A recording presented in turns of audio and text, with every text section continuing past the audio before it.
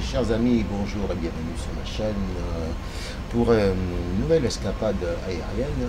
Et cette fois-ci, je vous offre un petit peu d'exotisme et aussi un petit peu d'histoire car nous sommes pour l'instant sur l'aéroport d'Athènes pour un vol commenté à destination de Héraclion en passant par Santorini. Pourquoi historique? Parce que j'aime bien accompagner les commentaires de mes vols avec des petits faits historiques comme je l'ai fait pour l'Écosse. Et je trouve que c'est assez sympa de vous soumettre toute la panoplie des procédures à faire pendant le vol. Là, pour l'instant, je suis au roulage, ou même peut-être un petit peu trop vite. Et je suis sur l'aéroport d'Athènes, Elefthieros Venizelos. Alors vous allez me dire à vos souhaits, mais bon, voilà, c'est le nom de l'aéroport. C'est le second aéroport d'Athènes, puisque le premier a été laissé complètement à l'abandon. Donc je suis dans cet aéroport qui n'est pas vraiment neuf, mais relativement récent. Et il porte le code OACI de LAGV. Donc voilà, normalement ça se prononce Lima Alpha Golf Victor. Pour ceux qui ne sont pas néophytes. Donc un bel aéroport en soi et qui est desservi par la plupart des compagnies aériennes européennes et internationales. Il est tout sur la longueur, donc c'est quand même pas évident. Donc voilà, j'ai fait toute une préparation de vol. J'ai pas voulu vous soumettre toutes les procédures, c'est-à-dire les checklists et tout. Donc c'est juste un vol commenté, enfin faire admirer certains paysages.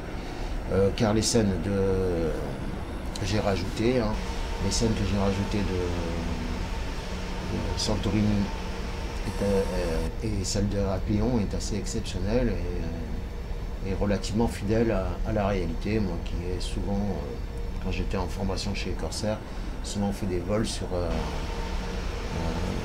la Grèce, c'est-à-dire Athènes. Je crois que j'avais fait Rhodes, je crois que j'avais fait aussi Corfou.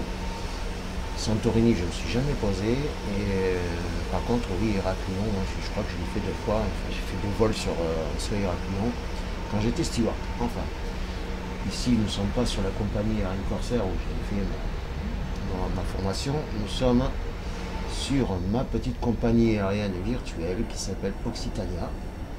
Et je pense que je suis sur le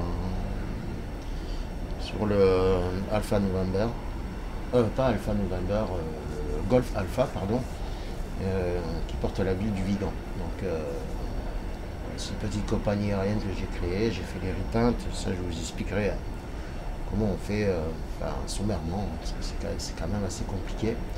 Et pour pouvoir mettre aussi carrément un trafic aérien que j'ai créé avec des C-37, des bombardiers CRJ 700 et 1000, plus un Boeing 787 que j'ai rajouté dans tout le trafic, donc des fois on se croise, c'est vraiment sympa. Donc voilà. Donc pour l'instant, nous sommes en train de procéder au taxi jusqu'au point d'arrêt de la piste. Je pense que je suis en train de demander la clearance. Alors désolé, je ne peux pas faire la vidéo en direct, je suis obligé de rajouter mes commentaires à l'issue, et l'écran est petit, donc on n'arrive pas vraiment bien voir. Donc voilà, j'ai fait ma halte sur le point d'arrêt, ça c'est normalement relativement obligatoire, surtout pour les grands aéroports où il n'y a plus de trafic, il y a d'atterrissage, plus de décollage. Visiblement ça m'a l'air un peu plus tranquille par ce vol de El Al qui doit partir certainement pour Tel Aviv et qui est juste derrière moi. Et bon, ben voilà, j'ai la clearance pour pouvoir m'engager sur la piste. Moi, je ne me rappelle plus lequel que c'est.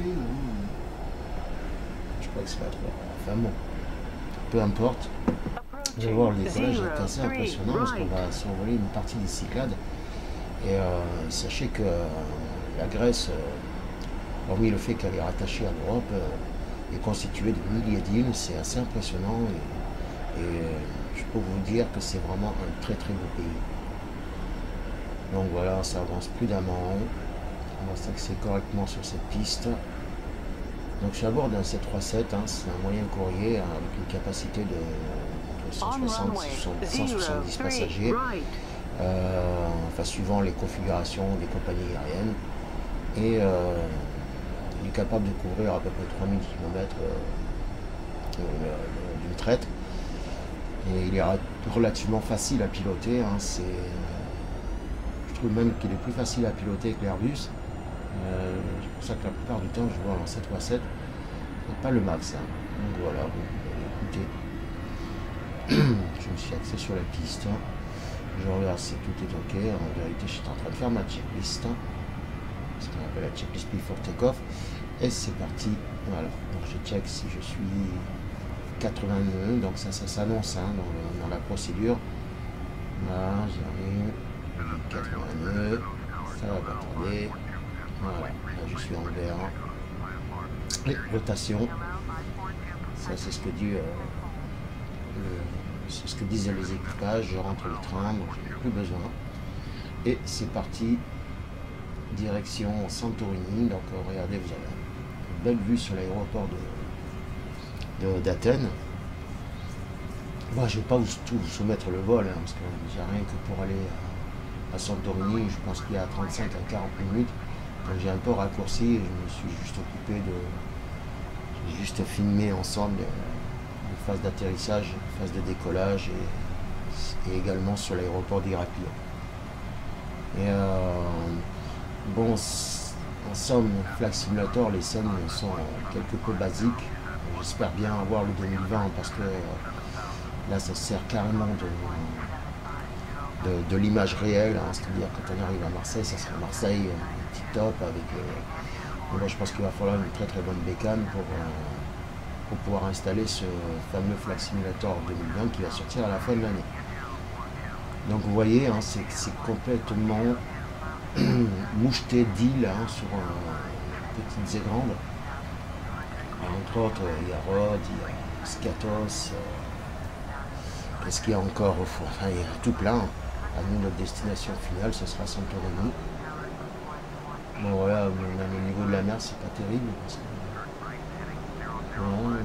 là, je suis en train d'actionner mon GPS. Hein, maintenant, à retrouver ma route. Alors, c'est pas un vol IFR. Parce que le vol IFR, il est complètement suivi déjà aux instruments. Et la route est déjà toute tracée. Et non, c'est un vol VFR. Hein, c'était simplement pour le plaisir de vous montrer un peu la Grèce dans sa version Flight Simulator. Ouais, et voilà, bon. Normalement, on devrait voir Athènes, mais non, pas spécialement. Bon, c'est un petit peu mal fait, c'est un petit peu dommage, mais vous allez voir que l'île de Santorini est relativement bien faite, quoi, hein. Elle est quasiment photoréaliste. Et Santorini, on pourrait parler vraiment de Santorini, hein, parce que déjà la Grèce, c'est toute une histoire, hein, c'est même plus ancien que la Rome, que la Rome antique, sans faire de jeu de mots. Hein. Voilà mon petit ripin. C'était. Ouais, je sais pas qu'est-ce qu'il y a. C'était un bateau de croisière qui était juste en dessous. Hein. C'est vrai qu'il y a une activité de croisière assez importante dans la région. Alors, pour refaire ce ripin, j'ai utilisé les fichiers de. Bon, voilà, j'ai un petit souci. J'ai pas une bécane super puissante. Donc, par moment, ça rame un petit peu. Donc voilà, on survole en quelques îles de la Cyclade. Donc pour faire ce replay, j'ai utilisé 3 logiciels pour pouvoir le faire, principalement Photoshop pour faire les peintures de l'avion Occitania. Et un autre logiciel pour pouvoir le paramétrer en version 3D, hein, de manière à ce qu'il apparaisse en 3D sur Flight Simulator. Et un autre logiciel pour pouvoir faire ce qu'on appelle des AI trafics, hein. C'est de l'intelligence artificielle, donc je crée mes trafics, qui fait que partout en Europe ou dans certaines destinations internationales, on peut voir mes avions sur le Flight Simulator. Donc tout à fait au fond, vous voyez, on voit la crête. Hein. Parce que Santorini, la crête, c'est pas très très loin, je crois que c'est espacé à peu près 130 km. Je ne vais pas m'exprimer en mal, parce que bon. Alors pour l'histoire de Santorini, elle est assez particulière, parce que selon Platon, Santorini serait l'Atlantide. Maintenant, ça reste à vérifier. Mais effectivement, de plus en plus, on est en train de retrouver, selon les fouilles archéologiques, on est en train de retrouver des traces d'une certaine ville qui s'appelait Akrotiri. Hein. Donc, parce que bon, principalement, la ville principale de Santorini, Santorin, c'est comme vous voulez, hein, on le dit à la française Santorin, c'est la ville de Tira. Donc voilà, Santorini est assez spéciale parce que ça fait comme une sorte de croissant de lune, elle est composée de 4 îles. Et dont la principale est quand même assez, à des falaises, c'est quand même assez conséquente et voire même ça fait penser un petit peu à Bonifacio en Corse, avec toutes ces maisons au ras de la falaise et le décor est complètement somptueux. Je ne suis jamais allé, mais je me suis beaucoup renseigné justement par rapport à cette histoire d'Atlantide. Et effectivement, les archéologues, les géologues, tout ça se sont penchés sur le problème de l'Atlantide, enfin, de la fin, de la chute de l'Atlantide. Et effectivement, suivant les couches successives qui composent la roche de Santorini, et il y aurait eu une éruption volcanique. Parce que Santorin, c'est un volcan, ce serait même plutôt une caldeira. Donc l'épicentre justement de ce volcan, on le voit, c'est une petite île qui se trouve au milieu, je ne me rappelle plus son nom. Et c'est assez surréaliste comme décor et comme île. Donc en somme, le reste des îles, on pense que c'est un volcan qui se serait effondré, mais moi je pense pas. Je pense que c'est simplement une caldeira et qui a fait d'énormes dégâts jusqu'à vraiment même la crête, quoi. Donc là voilà la petite île hein, qui serait le sommet du volcan. Et d'ailleurs justement quand on y va dans cette petite île, il y a des fumerolles, donc c'est la preuve que ce volcan est encore en activité. Donc je ne vous explique pas, vous avez vu la taille du caldeira, c'est énorme, quoi. Je veux dire, c'est à peu près comme celui de la banlieue de Naples, où repose une ville d'ailleurs. Et pris de croire que c'est quand même impressionnant. Et je n'imagine même pas la puissance d'une éruption volcanique dans des régions comme ça. Donc voilà, c'est une approche qui est assez particulière, donc il n'y a pas d'ILS. Hein. Les néophytes le savent, ce que c'est que l'ILS, mais pour ceux qui ne le savent pas, c'est un système d'approche aux instruments qui fait que l'avion est complètement guidé une fois qu'on branche cette fréquence ILS sur l'axe de piste de l'aéroport. Ça nous guide l'avion. Après bon, c'est clair qu'il faut passer en manuel, on ne sait jamais, une remise des gaz, ça peut être possible. Vous voyez là, c'est magnifique. Bon, ça pourrait être mieux, mais malheureusement, j'ai pas une bécane assez puissante pour pouvoir faire quelque chose une vidéo bien meilleure, quoi. Je veux dire, enfin, le paysage. Mais bon, ça reste Santorini. Sa géographie, elle est complètement respectée. Je cabre un petit peu du nez, et c'est pas bon. Ça va peut-être que je baisse les volets et remonter un tantinet la vitesse. Donc je reste là sur un bon demi-pied, me semble, hein, pour pouvoir faire le tour de l'île, parce que tout à fait au fond, et de l'autre côté de la montagne, il y a notre terrain. Donc, effectivement, j'ai réglé les autobreaks parce que la piste est quand même relativement courte. Hein, c'est pas un aéroport super bien fréquenté, mis à part quelques charters, comme le mien d'ailleurs, et des vols intérieurs qui sont opérés par la compagnie Aegean, hein, parce que l'Olympique a coulé.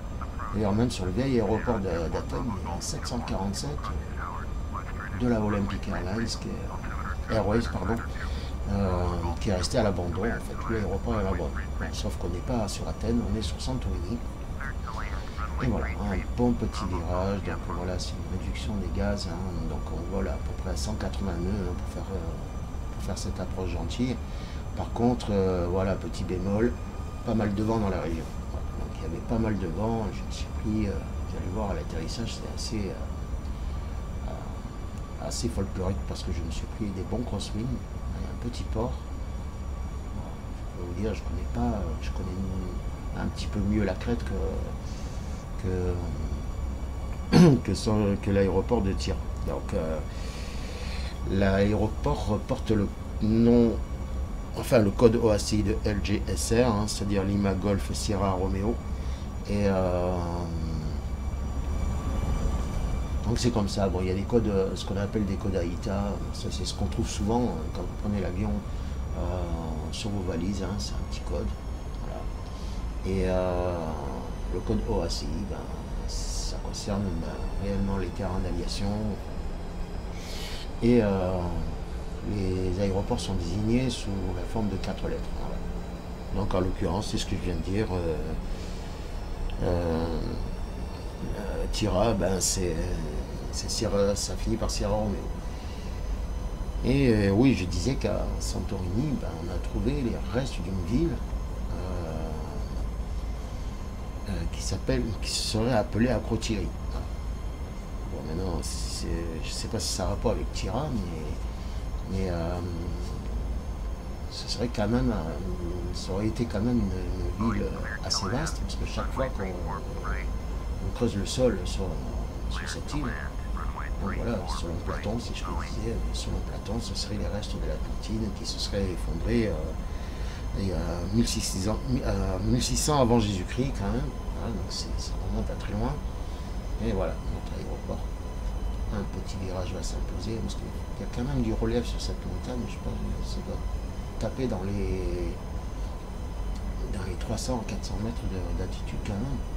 Donc c'est une approche assez dangereuse. Hein.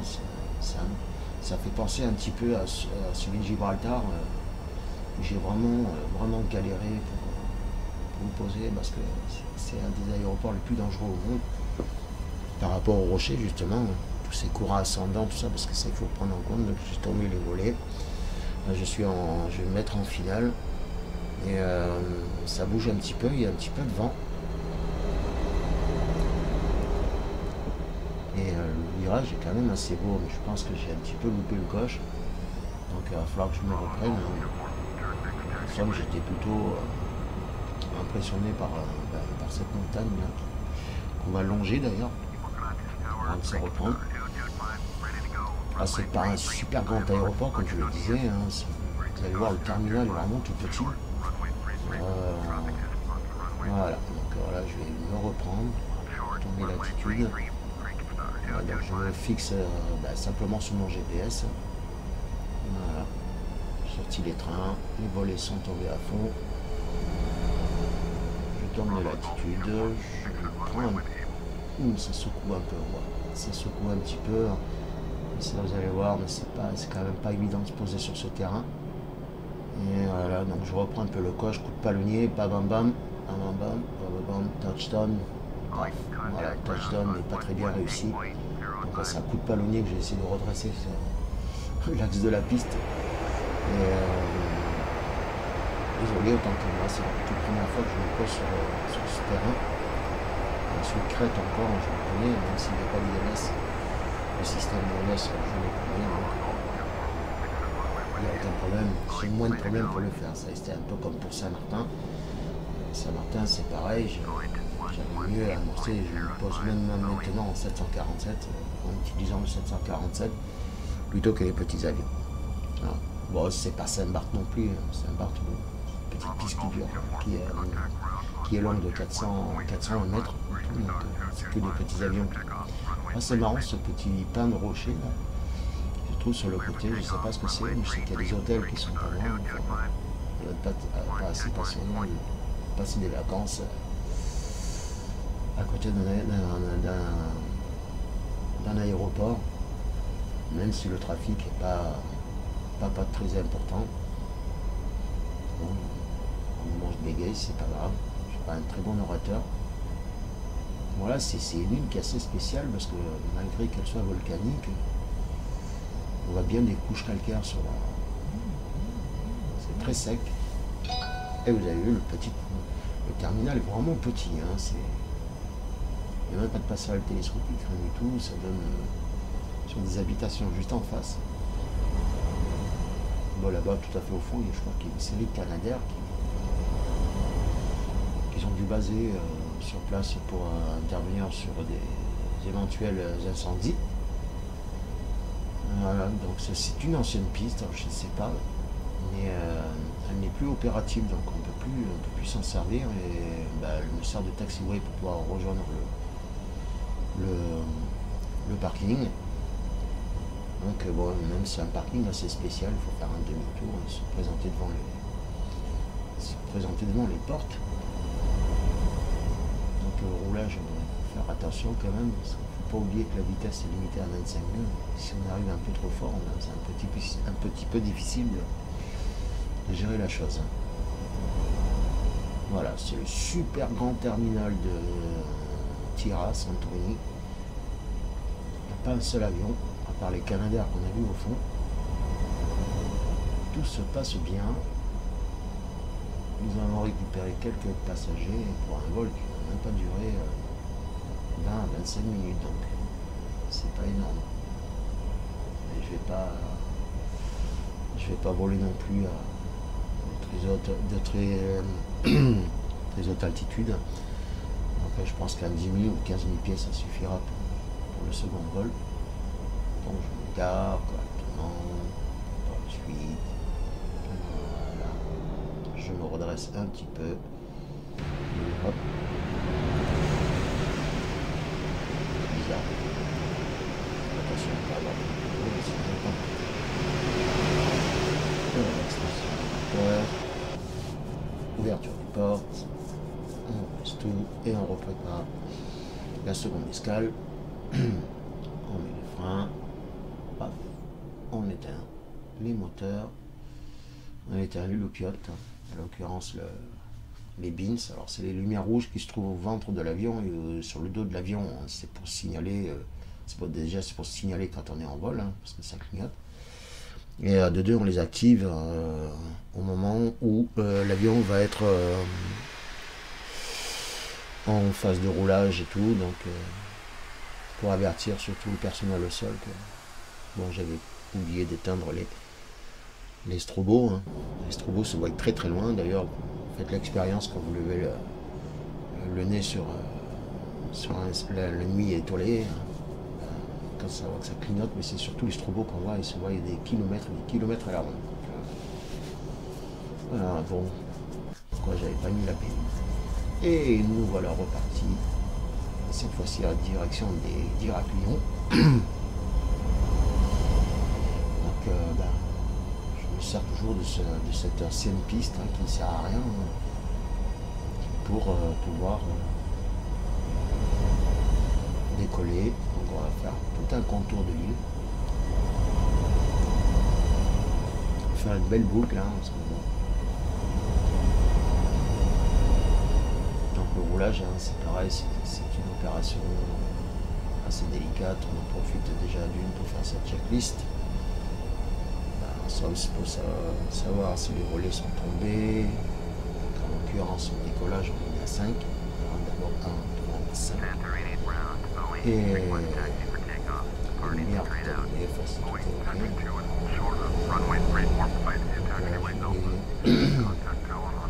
Moi, je n'ai pas demandé, de toute façon, on s'en fout, c'est un vol de plaisance, comme on dit. Il y a des règles, c'est des procédures, et ces procédures sont à suivre. J'étais déjà au roulage alors que je demande une autorisation de roulage. C'est pas bien, Laurent, c'est pas bien. Puis alors, voilà, c'est du Flight Simulator, ça me fait rigoler dans certains forums, ou certaines autres vidéos que je peux voir. Ouais, tu devrais faire ci, tu devrais faire ça, mais c'est d'abord pour mon plaisir que je vole. Je ne suis pas un pilote professionnel, mais je suis loin de l'être. Voilà, je connais certaines bases qui me permettent justement de faire voler un avion.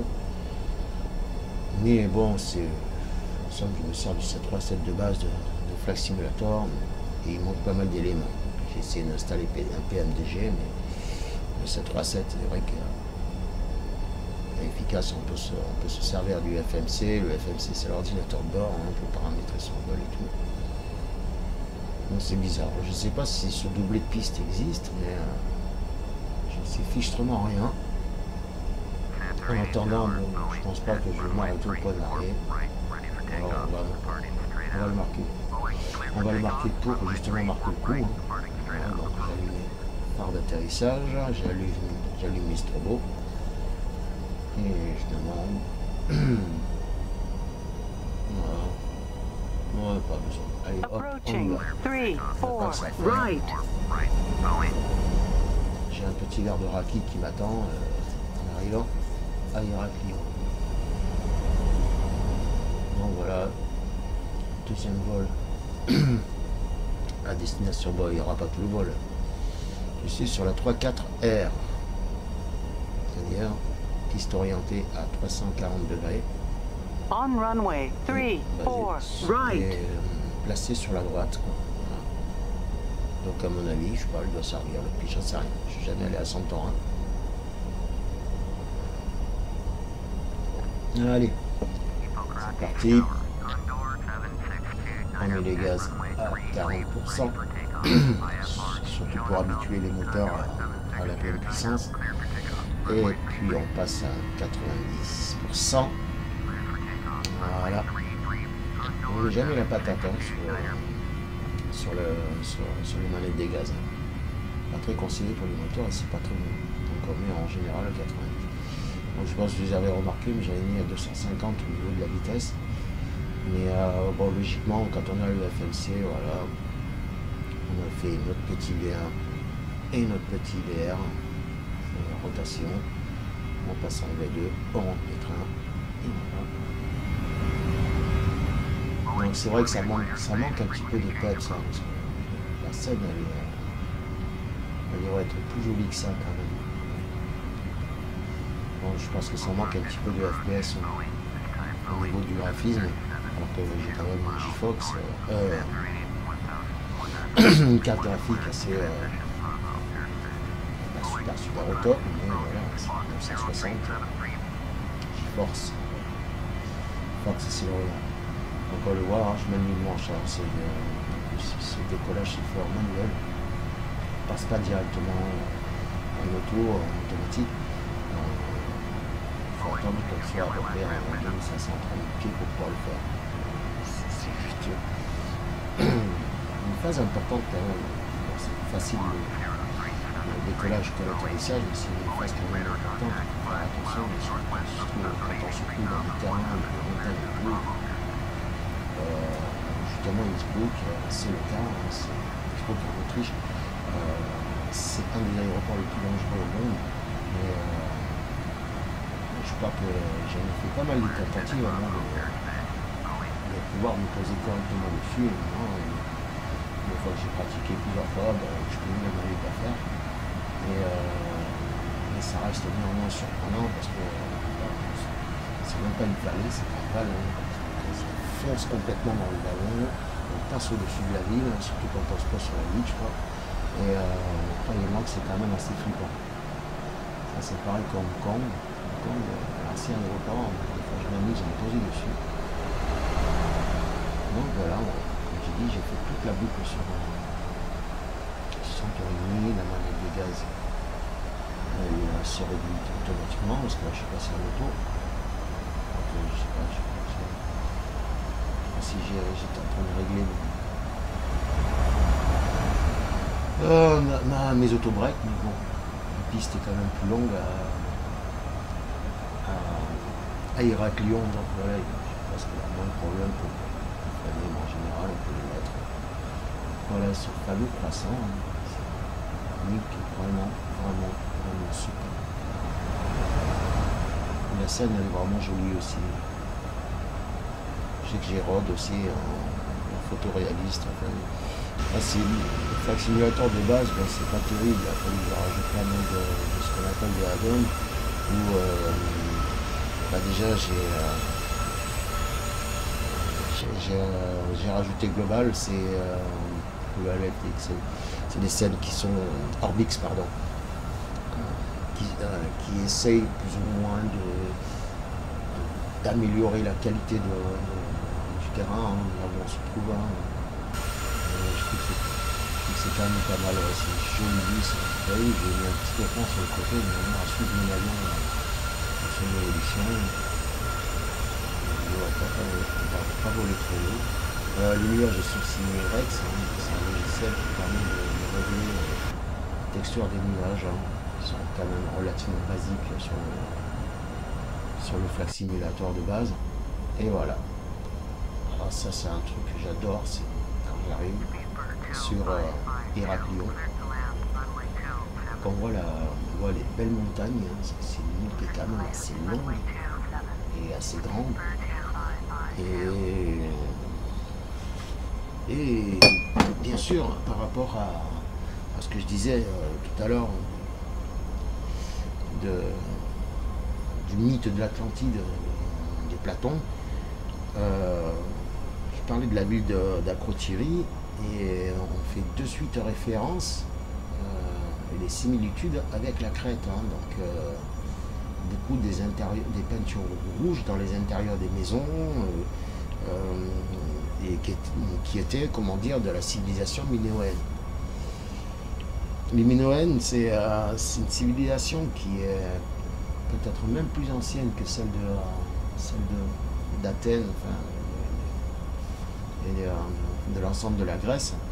Et ils vénéraient le taureau. Hein. Il suffit d'aller sur les ruines du temple de Knossos, un grand taureau gravé et peint dessus. Donc, mais justement, donc peut-être que Platon se plantait au niveau de l'Atlantide, mais en attendant, la civilisation minoenne était carrément avancée, parce que bon, dans les villes, il y avait des systèmes de canalisation d'eau, alors que les Romains, ils étaient au balbutiement de leur apogée, quoi, je veux dire. Donc on a offert à l'Atlantide, et que ce soit sur la terre ou que ce soit sous l'eau, on trouve pas mal de reliques à l'intérieur, hein, des ruines. Et donc c'était une activité, je pense que il y avait beaucoup de commerce entre la Crète, donc les Minoéens, et c'était ou Minoens, hein, ça peut se dire les deux. La civilisation minoenne, elle était quand même relativement importante, hein, et commerçait. Hein, c'était beaucoup des gens voués au commerce. Et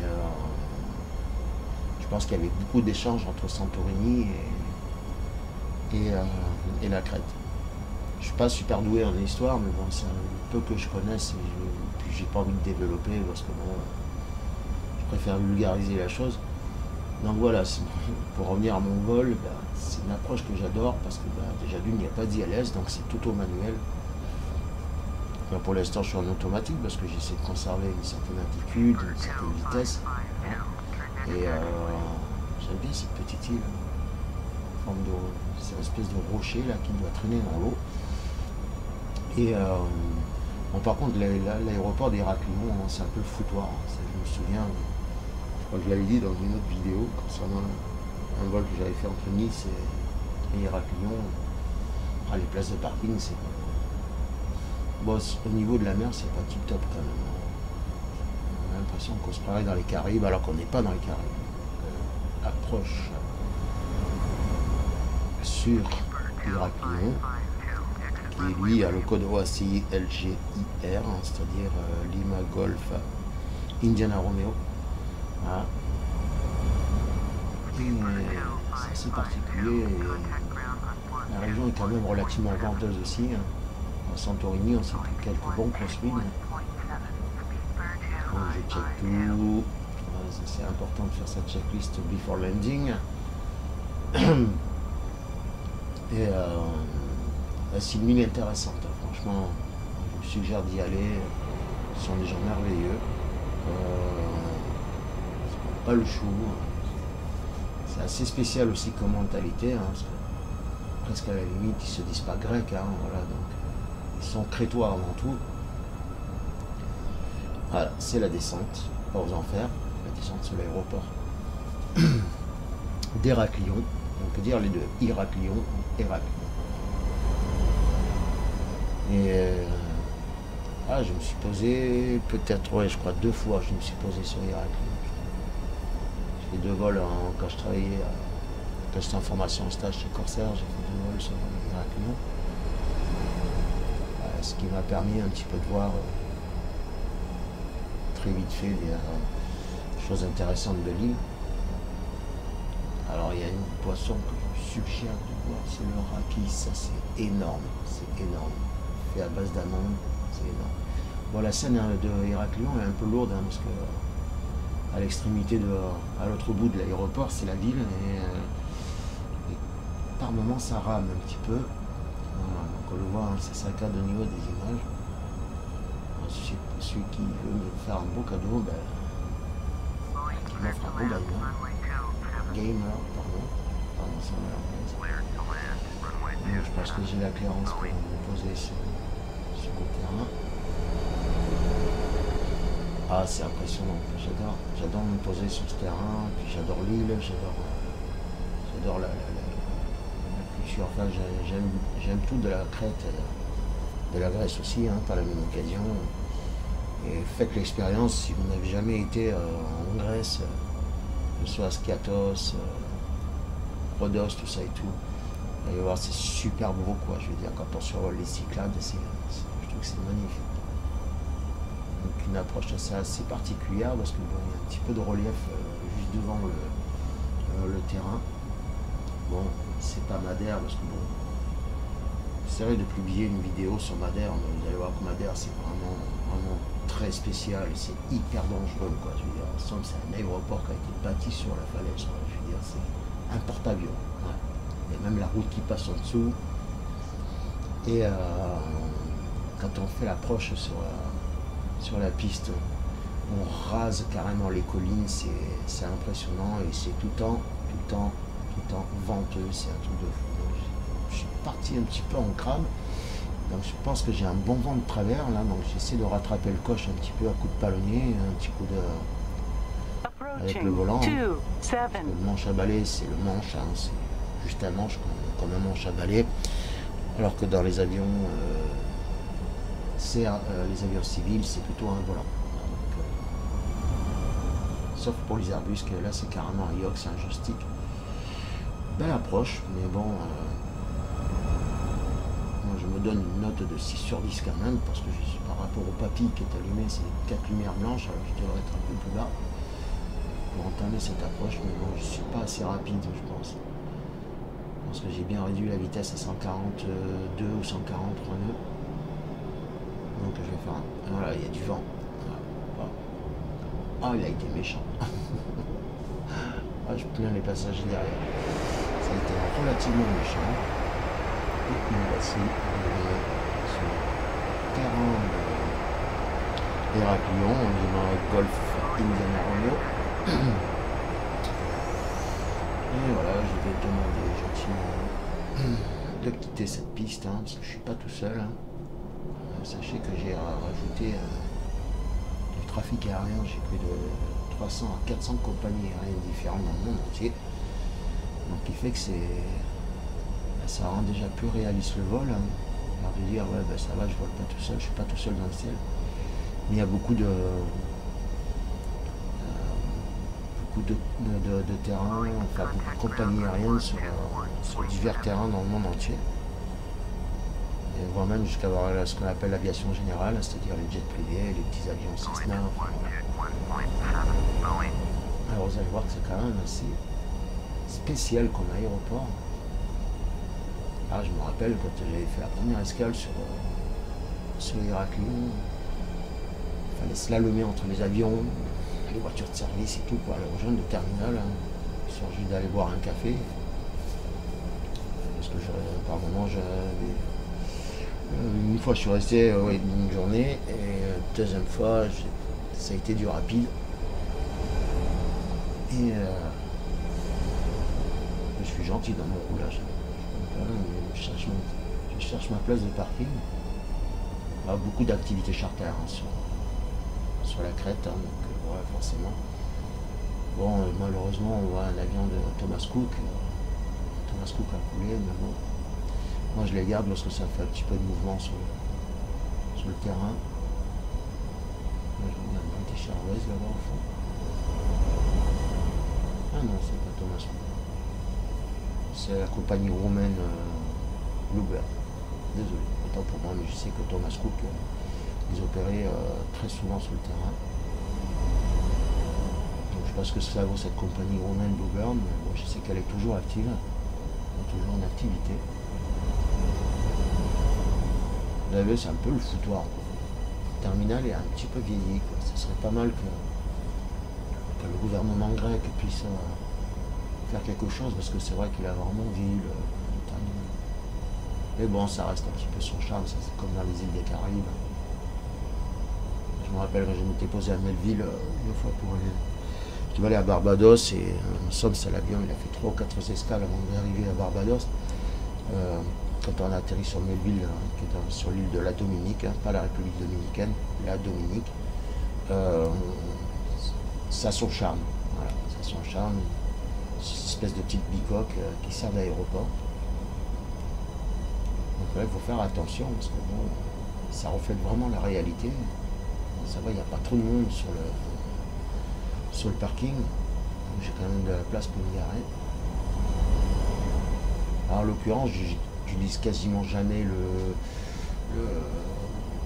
le contrôle sol de Flight Simulator parce que surtout quand on arrive, des fois, on a un avion civil avec des passagers derrière, il va nous envoyer à Haute-Sipou-les-Bains dans un aéroport, dans les zones de parking de cargo, alors qu'on n'a rien à faire là-bas.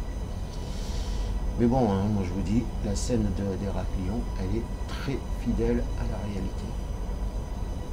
Donc en somme, c'est un peu comme à Santorini, il va falloir se garer, peut-être faire un demi-tour. Je cherche un petit peu. Bon, GSX aussi, c'est un logiciel qui permet d'avoir l'équipement au sol, mais bon, par moment, c'est pas très efficace. Donc voilà, je fais mon petit demi-tour. Rassurez-vous, on est bientôt arrivé. Les passagers pourront se libérer de la carlingue. Hein. Voilà, donc ça, vous voyez, c'est une procédure assez spéciale, quoi, je veux dire. Je préfère arriver sur une passerelle télescopique. Puis bon, je trouve que malgré que l'aéroport, la structure de l'aéroport est bien faite, le marquage au sol, par contre, il n'est pas terrible. Voilà, c'est des choses qui sont importantes aussi, les points d'arrêt sur les pistes, les points d'arrêt aussi également sur les parkings. Voilà, c'est vachement important, quoi. On va l'éteindre tout. Je cherche mon GSX, je cherche mon service au sol. Bon, c'est sympa parce que ça permet de rendre un petit peu plus de donner un petit peu plus de réalisme à la scène, étant donné que on peut ouvrir les soutes à bagages, on peut ouvrir les portes. Et donc il y a des passerelles qui vont se coller. Donc je crois que j'ai choisi Aegean. Il y a plusieurs services aéroportuaires. Et on voit les bonhommes qui enlèvent les valises. Il y a le dernier qui est sorti, mais malheureusement il est que pour Prépare 3D, il n'est pas pour Flight Simulator, où on voit carrément les passagers. Donc on gère le nombre de passagers qui doivent monter. Donc les bus ils arrivent, on voit les passagers embarqués dans l'avion. Mais c'est dommage, il n'est pas sur Flight Simulator. En espérant que sur le 2020, ça sera disponible. Voilà, ma petite passerelle qui va se coller. Et je souhaite de bonnes vacances à nos passagers. Voilà. Bon, ça donne un petit plus sur le vol, quoi. Je veux dire, ça le rend un peu plus réaliste. Sauf, comme je le disais, qu'on ne voit pas les passagers descendre. Bah écoutez, au revoir. Et voilà. Sur le petit écran, ça donne ce que mais j'arrive plus à ouvrir la porte arrière. C'est pas grave. Sur ce, je vous souhaite une bonne journée. Et merci d'avoir visionné cette vidéo. On se retrouvera très prochainement parce que j'ai d'autres vidéos de prévues en utilisant le C371 et aussi le CRJ Bombardier. Et